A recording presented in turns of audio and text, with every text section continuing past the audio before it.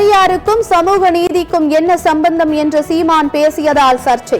சீமான் பேசியதற்கு அரசியல் கட்சியினர் கடும் கண்டனம்.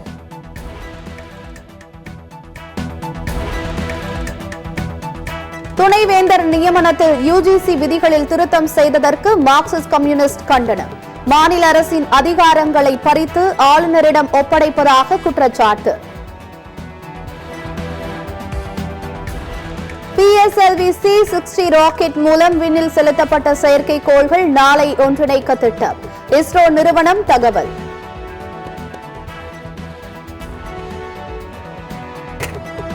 கேரளாவிலிருந்து காய்கறி கழிவுகளை நாகர்கோவிலுக்கு ஏற்றி வந்த லாரி பறிமுதல். லாரி ஓட்டுநர் கைது. உரிமையாளர் மீது வழக்கு பாய்ந்தது. வெள்ளத்தில் கலப்படம் செய்ய வைத்திருந்த 15,000 கிலோ சர்க்கரை பறிமுதல். 3,320 கிலோ செயற்கை நிறமூட்டிகள் பறிமுதல். 22 ஆலைகளுக்கு அதிகாரிகள் நோட்டீஸ்.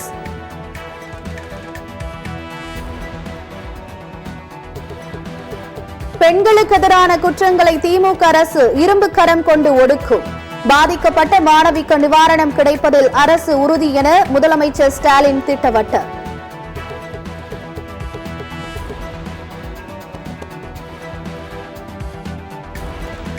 தமிழகத்தில் HMPV வைரஸ் பாதிப்பு குறித்து மக்கள் அச்சமடைய தேவையில்லை. சட்டப்பேரவையில் சுகாதாரத்துறை அமைச்சர் மா சுப்பிரமணியன் விளக்கம்.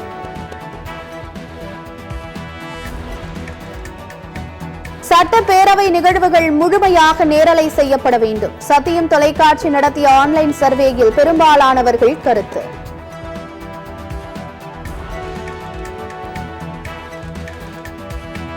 ரேஷன் கடை ஊழியர்களுக்கு பொங்கல் ஊக்கத்தொகை அறிவித்தது தமிழக அரசு.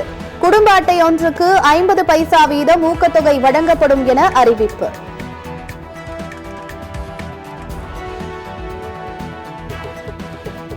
+1 வகுப்பு செய்முறை தேர்வை பிப்ரவரி 21ஆம் தேதிக்குள் நடத்தி முடிக்க உத்தரவு. +2 செய்முறை தேர்வுகளை பிப்ரவரி 14ஆம் தேதிக்குள் நடத்த வேண்டும் என தேர்வுகள் துறை அறிவுறுத்தல்.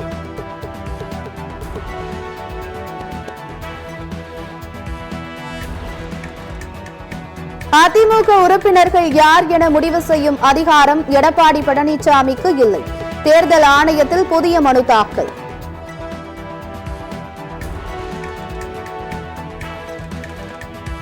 பல்கலைக்கழக துணைவேந்தர் நியமனம் தொடர்பாக யுஜிசி அறிக்கை குறித்து சிறப்பு கவன ஈர்ப்பு தீர்மானம். அதிமுக சார்பில் சபாநாயகரிடம் கடிதம்.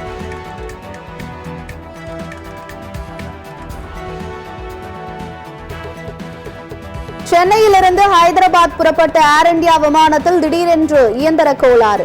ஓடு பாதையில் உடனடியாக நிறுத்தப்பட்டதால் 142 பயணிகள் உயிர் தப்பினர்.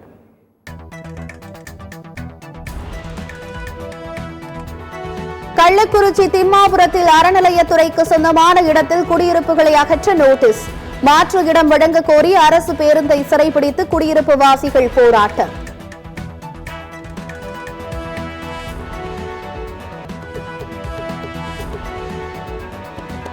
சாம்பியன்ஸ் டிராபி தொடர் அணிக்கு திரும்புகிறார் முகமது ஷமி என தகவல். அடுத்த மாதம் 19ஆம் தேதி தொடங்கி மார்ச் 9ஆம் தேதி சாம்பியன்ஸ் டிராபி கிரிக்கெட் தொடர் முடிகிறது.